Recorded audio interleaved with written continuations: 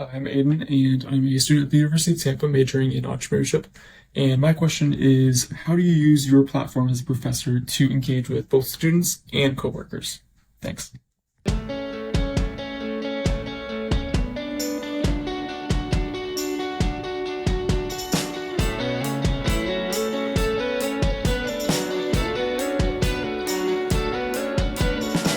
Well, hey everybody, and welcome back to Meet the Prof. I'm Shane Hartley, and my friend Spence Hackney and I received questions like you just heard from Aiden, and we asked them to Christian college professors. And our hope is really to encourage Christ-centered conversations on the college campus. And part of the reason that's so important to us is because the subject of Jesus is so taboo on the college campus. It's almost like you are not supposed to talk about Jesus. And our hope is that these will encourage Christ-centered conversations that can really make a difference in even the atmosphere on the campus. So before we get started, would you take a minute right now and either subscribe, follow, click download, anything you can. It's either there on Spotify, or if you're listening to us on Apple Podcasts or on YouTube or any other application. Apparently, the algorithms that be will determine get the word out more, the more people follow. So that would be very helpful.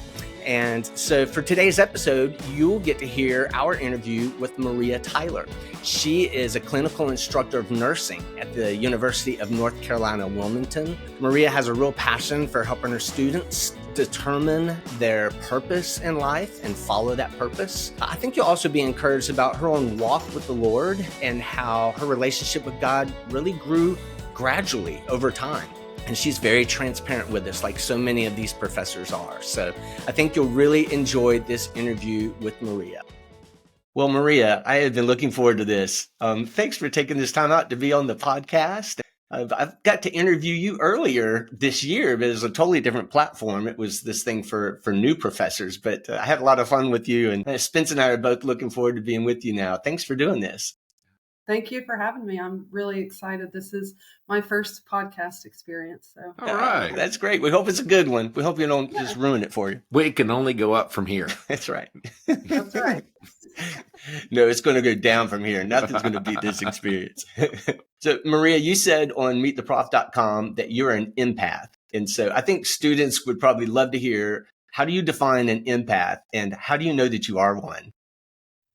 Well, I define an empath as someone who's very connected to the feelings of others, and you can really pick up on subtle nuances and really understand other people, and you're able to put yourself in their shoes. I know that I am an empath because I inherently know when something's wrong, or when a student, mainly when someone needs further understanding.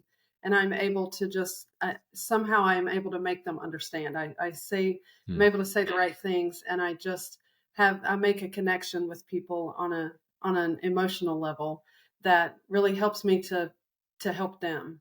So have you always been an empath? Did you know this when you were a kid? Were you always a little different, or is this a learned thing? I was always different, and it took me until I was an adult to realize that it wasn't something that was wrong with me, because the way that it started was, as a child, it was more concern and anxiety over how someone was feeling about me specifically. Oh, okay. And so I could tell when someone didn't really like me, or if they, were intimidated by me. I have a very strong personality, and before I learned to let God work through me, and I was still relying a lot on myself, I was a little cocky, I guess you could say. And I could tell when people were intimidated by that. So I've learned over the years to just use that to improve myself. And so I just use it now to help students and to know when to keep my mouth shut. I've been working on Proverbs a lot. I've been studying the Proverbs, and I really love that verse that, even a fool, when they know when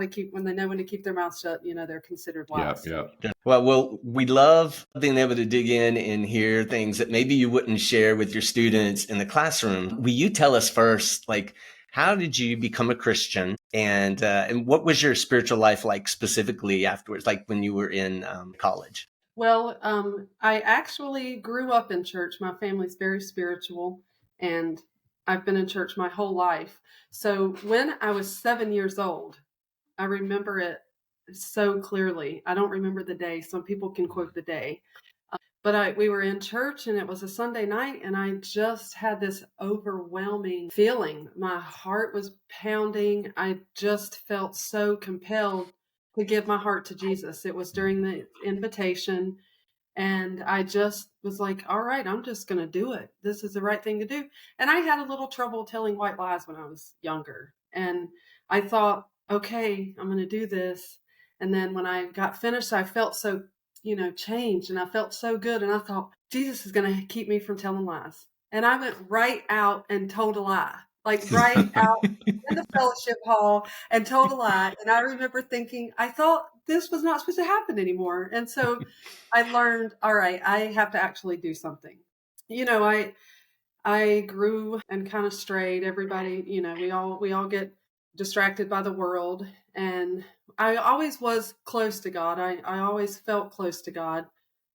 There were periods of my life when I didn't, and college was one of them. And looking back now, reflecting on that, I know that I was distracted by the schoolwork, and I had been in a terribly abusive relationship, not physically, but an emotionally abusive relationship, and really lost my whole sense of who I even was. And so I started to put my value in how good of a student I was. I was in my 30s when I went to nursing school. The first time I went to college, I was, still solid as a teenager. But when I went to nursing school, I had stepped right out of that abusive relationship, right into another relationship with my husband now. And we had a daughter very, very early in the relationship. We really rushed things very quickly because we were getting older, and that was just what happened. But I was not, took a very back burner in that period of my life. I'm just shocked that I didn't lean on God more, because now I'm having some, experiences in my life now where I really am having to lean on God, and I'm learning how to. So I think that that's what God's been trying to do for me this whole time, is teach me I need to lean on him. Hey, I'm really interested in this period of distraction you've got, because it seems to be almost the rule for a college student that at some Yeah. point you go through this period of distraction. I recently heard a kid's testimony who he hadn't had that. Like, it'd just been like a continuous climb to adulthood. I was talking to my son, and I'm like, man, that's like the testimony I'd like to have, because I have that period of distraction too. What advice would you give a student to guard against that period of distraction? Because wouldn't it be great if we didn't have to go through that? I mean, what would you say now, looking back on that period? If I had really connected with other students on a more personal level, because I was very, this is school, nothing personal. Just, I kind of do that at work too. I draw very strict boundaries with those things. So I think connecting with the right people is really the foundation for that, because now at work we have this wonderful Bible study. Shane's wife leads it, and I just feel so connected to these people, and it really makes me more passionate for, all right, well, what does Jesus want to tell me today?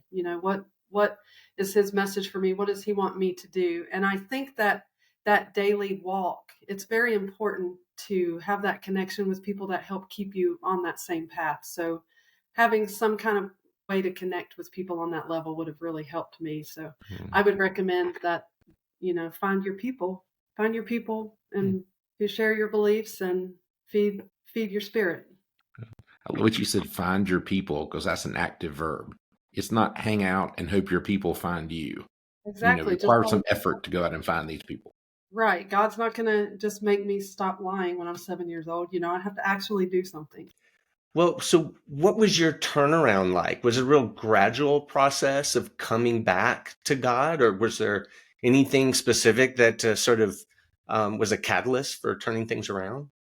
Well, when I met my husband, my current husband, he was not a Christian. He had grown up as a Catholic, and he was not practicing his faith at all. And we got married. We did the whole preacher thing. We had our counseling before, and it seemed like we tried to do what we were supposed to do, but there was really no drive to, have God as the center of our marriage. And we were having some trouble. It was a blended family, and there was a lot of baggage that both of us brought into the relationship.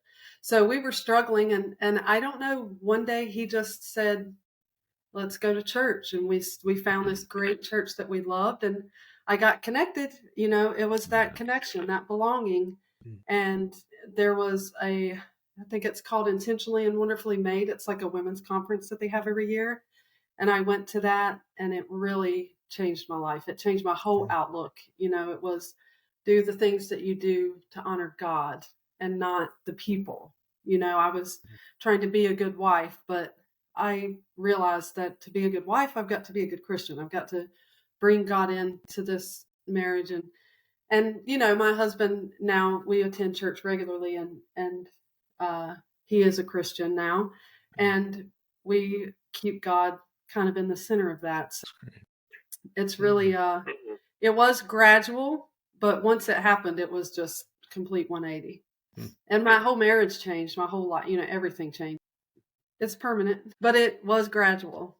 Well, to encourage you, I don't see any signs of pride or, like you said, cockiness. So there's one area that God appears to have been changing you in.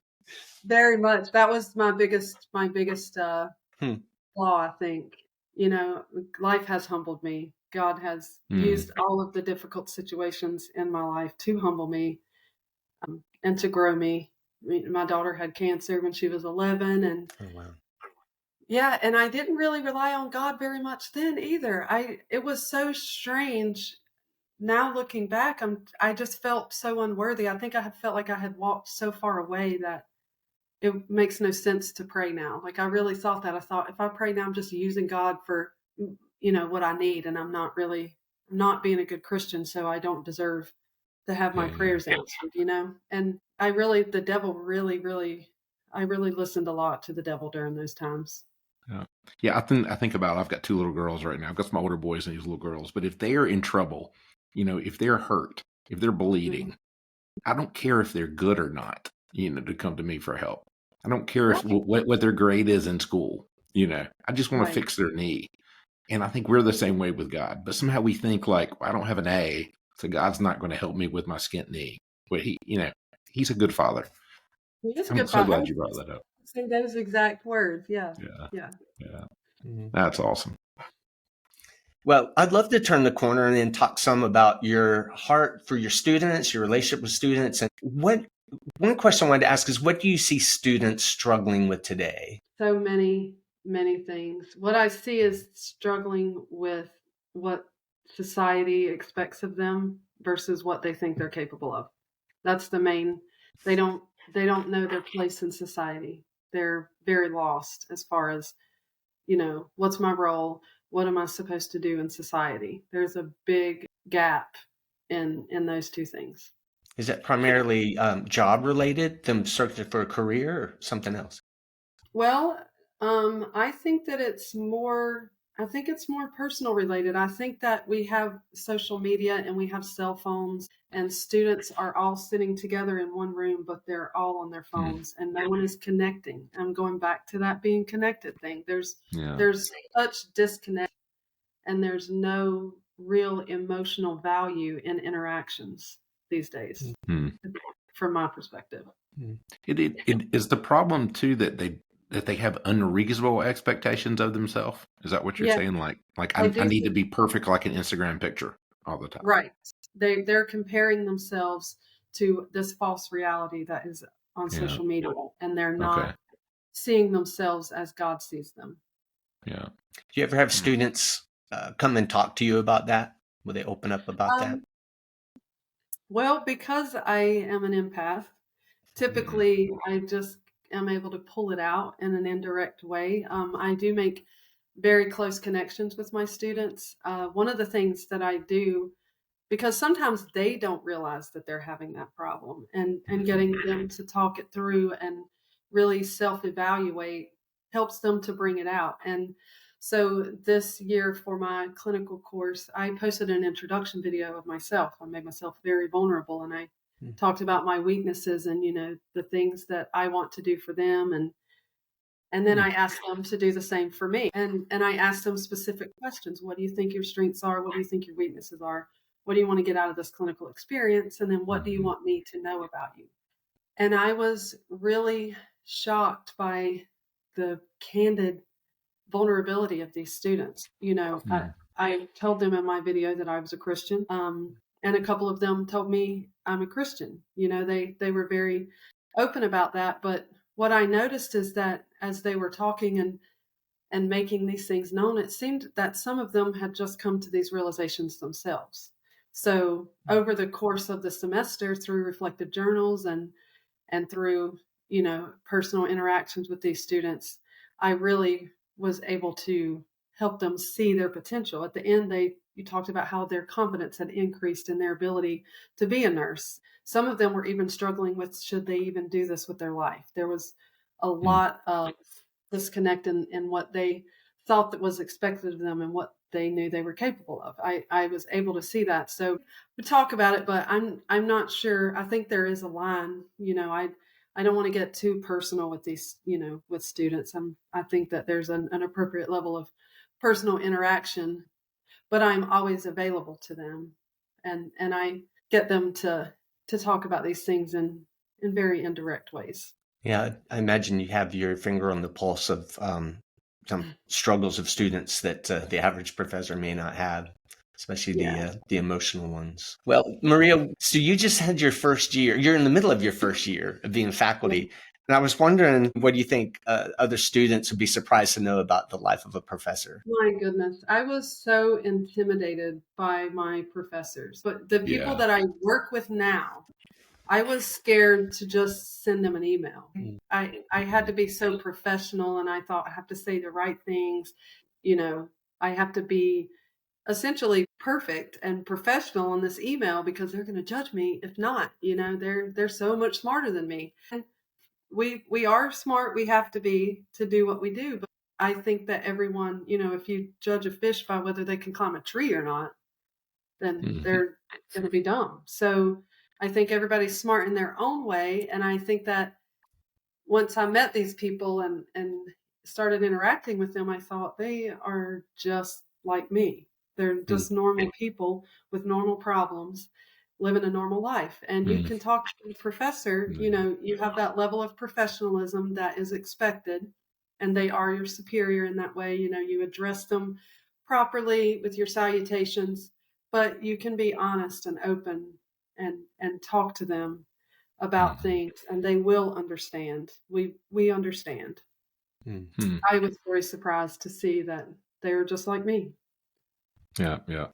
I really hope that gap will lessen. The mission we have for the podcast is really to encourage Christ-centered conversations between students and professors. And one benefit from that on the side is just like having any conversations of, personal nature or just anything outside of class. There's something really healthy about that.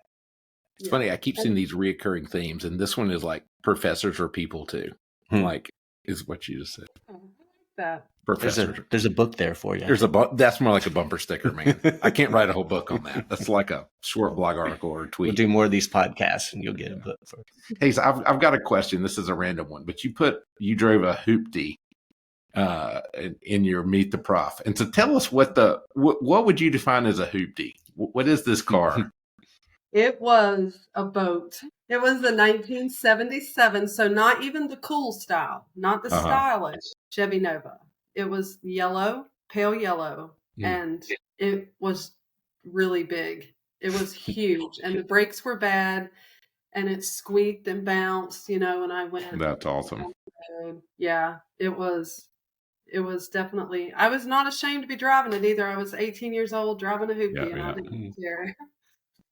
Well, my wife drove one of those, and it was so long she had it sitting out in the road, and somebody hit her because she wasn't fully in the driveway, and that's how she wrecked it because it was too big to fit in the driveway. Yep, I used to almost get hit making U-turns all the time. So I was like, I've got to stop sooner because the car would go right into the road. Yeah, that's awesome. What do you do with a student that doesn't know their purpose? Like, I don't know what job I want. I don't know what I'm supposed to do. So that's interesting that you would ask that, because just this past clinical, I had a student, and in the introduction videos, she was talking about how she really just didn't even know if this was what she was supposed to be doing. She had worked in all the other clinical settings, and she just couldn't find somewhere where she felt like she belonged. She thought she didn't belong in nursing. It just wasn't what she was supposed to do. She didn't feel passionate about anything. By the end of the semester, I had them all reflect in our post conference, reflect on the semester, and she said, I know that there's something in me that comes out when I'm with patients. I had just said that to her in a previous thing. I focused on making her understand her purpose throughout that. So by the end, she knew that her purpose was to be a nurse. She still wasn't sure exactly where, but she knew that was her purpose. Students who don't know their purpose, I think it takes some self-evaluation.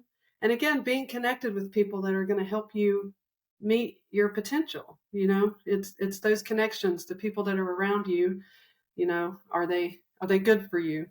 I mean, being connected to God, because we all have a purpose. I don't think everybody starts with that assumption either, that everybody has a purpose. I think there's a lot of people out there that just wonder. I got my Bible sitting right next to me. All right. Book you that there is a purpose. Everyone has a purpose. Yeah. Do you have a favorite Bible verse, or a verse that's ever really helped you in a critical time? There are so many. Let me just, can I open my Bible real quick? Of course. Sure. I don't think I would ever want to say no to that question. Someone asked me if they can open their Bible. Yeah, it's from Proverbs 31, of course. It's my favorite book of the Bible, but it's verses 25 through 27, and it says, "Strength and honor are her clothing. She openeth her mouth with wisdom, and her tongue is the law of kindness." So that, for me, that kind of helped me see that that's my purpose. My purpose is to be that person and demonstrate that and model that for other people, specifically students, so that they can find their purpose. Yeah. So we've been talking for about half an hour here, and I would go ahead and say you have the spiritual gift of encouragement. Well, thank you. You've done that about 5 times, or illustrated how you've done that about 5 times during this.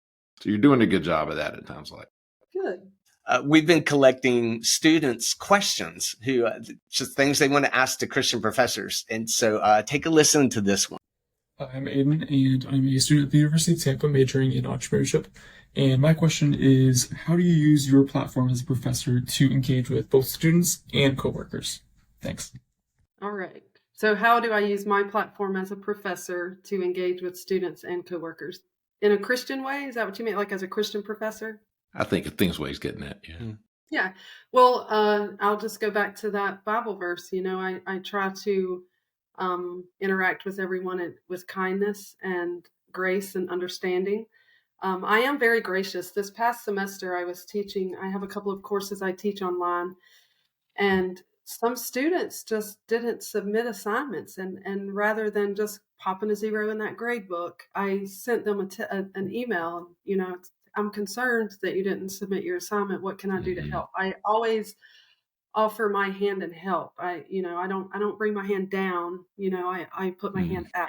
So I think that's a way. It seems to really encourage students and make them feel cared for and loved. And I try to do that. As far as interacting with other faculty, it's kind of the same. I just try to be encouraging and really help people where they are. I try to meet people where they are. And I think that makes a difference. I feel like that's kind of how Jesus was. I'm okay with being behind the scenes.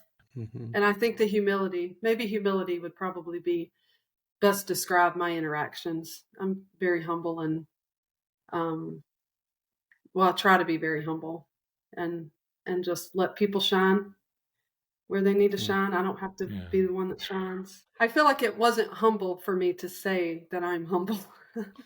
Yeah, you can cross that one off your list now. But you don't seem proud of your humility, so it's okay. Yeah, it's really genuine. It is genuine. And I know that about myself. Yeah, I think it was C.S. Lewis, wasn't it, who said humility is not thinking less of yourself, but is thinking of yourself less. Right. Oh, yeah. Thinking of others more. Well, let's enter the lightning round. This is right. where Spence and I have questions for you. We'll just shoot one at a time, and you just give first answer that comes to mind, and then we'll just head right into the second one. So, sound good? Sure.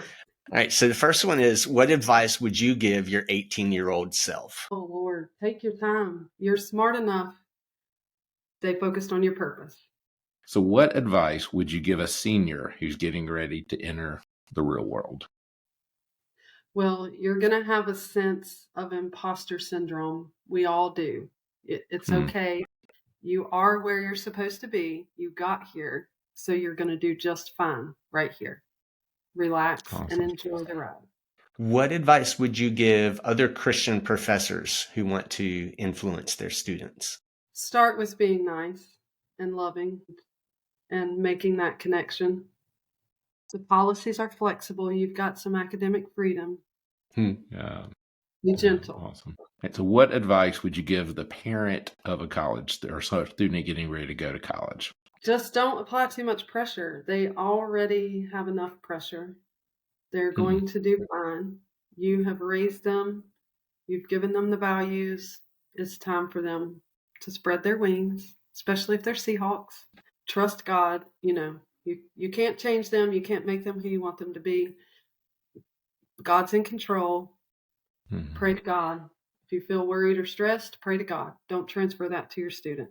Just pray to God. But is there an appropriate level of pressure? Let's say if they're not going to class, I mean, are we allowed to pressure them a little bit to show up? Course. Okay, good. I want to make sure we're clear. There's accountability. Okay. Accountability doesn't have to equal pressure, but yes, Yeah. hold Okay. them accountable.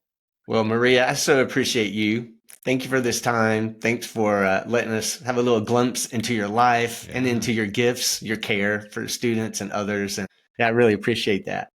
Awesome. Yeah, I Thanks so really much. appreciate being able to share. I had a lot of fun. Well, I hope you enjoyed that interview, and you can learn more as well as read about other Christian professors on our website, meettheprof.com, and you can search for professors by name or by state or even by college campus. And you can also find many helpful resources about questions that were in the interview and other ways of answering tough questions at cru.org, and that's cru.org. And college students, if you would like to ask a question to a professor and potentially be on the show, this is how you do it. Follow us on Instagram. It's Meet the Prof Official, and then upload us a video by direct message where you say your name, your college campus, and what year you are, and then ask your question. And you can ask more than one question, and hopefully then you can be featured on the show. And if you enjoyed this, would you please share this episode with a friend? Please don't forget to follow or subscribe to the podcast. And if you're listening to this, but you would like to watch the videos of these interviews, we record them all and we put them on YouTube. So you can subscribe to our YouTube channel, which is Meet the Prof Official. And we would love to meet you there. And lastly, if you would like to financially support our Faculty Commons ministry with Cru, you can do so online by going to give.cru.org/0424344. So thank you for being with us. And until next time, we hope you feel encouraged to have a Christ-centered conversation on your college campus.